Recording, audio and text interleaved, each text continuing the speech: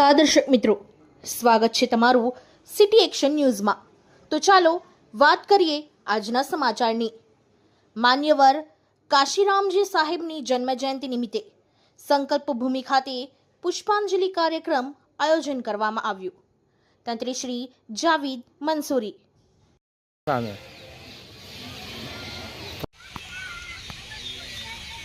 Okay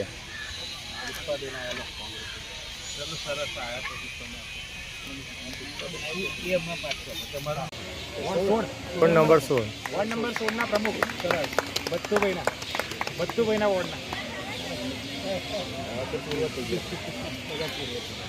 વાડી લાગે અને પ્રદેશ સમિતિના આદેશથી આજે આપણે આ પુષ્પાંજલિનો કાર્યક્રમ રાખ્યો છે અને એની સાથે આપણો એક સંદેશ છે કે સમાજના જુદા જુદા યસ રોલ મહેશ કેટલા અંદર આવી જવાનો આજે સાનો પ્રોગ્રામ રાખવામાં આવ્યો હતો। આજે માન્યવર કાશીરામ સાહેબની જન્મજયંતિ નિમિત્તે વડોદરા શહેર કોંગ્રેસ સમિતિ અનુસૂચિત જાતિ વિભાગ દ્વારા આજે કાશીરામ સાહેબને પુષ્પાંજલિ અર્પણ કરીને સાથે એમના વિચારોને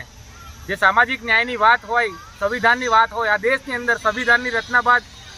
માન્યવર કાશીરામ સાહેબે જે દેશના ખૂણા ખૂણા સુધી સંવિધાન અને બંધારણની વાત કરી હોય, ત્યારે આજે એ જ વાતને લઈને ફરી દેશના વિરોધ પક્ષના નેતા અને રાષ્ટ્રીય કોંગ્રેસના રાહુલ ગાંધી જ્યારે સામાજિક ન્યાયની વાત લઈને નીકળ્યા છે, ત્યારે આજે કોંગ્રેસ પક્ષ દ્વારા આજે માન્યવર કાશીરામજીને શ્રદ્ધાંજલિ સાથે આ સંવિધાન બચાવવાના ઝુંબેશ સાથે દલિત સમાજ હોય કે આદિવાસી સમાજ હોય, સર્વ સમાજના આગેવાનોને એક આહવાન છે કે આ બંધારણ એ દેશની એક મૂળભૂત હક છે અને જે હકોનું શોષણ કરતા હોય એવા લોકોની સામે લડવા માટે તમામ વર્ગને એકત્રિત થઈને સંવિધાન રક્ષક બની આ દેશની અંદર જ્યારે લોકશાહી હોય અને સંવિધાન પર જ્યારે જુમલા થતા હોય ત્યારે તે જુમલાને રોકવા માટે આ દેશના દલિત, આદિવાસી અને ઓબીસીના યુવાનોને ધર્મના નામે જ્યારે ગુમરાહ કરવામાં આવતા હોય ત્યારે તમામ યુવાઓને આજે અપીલ કરવા માગીએ છીએ કે શિક્ષણ, રોજગાર અને રહેઠાણની વિરોધી આ સરકારની સામે તમામે જાગૃત થઈને સંવિધાન બચાવવાના ઝુંબેશ સાથે માન્યવર કાશીરામ સાહેબની વાતને લઈને આ દેશની અંદર સંવિધાન બચાવવાના ઝુંબેશ સાથે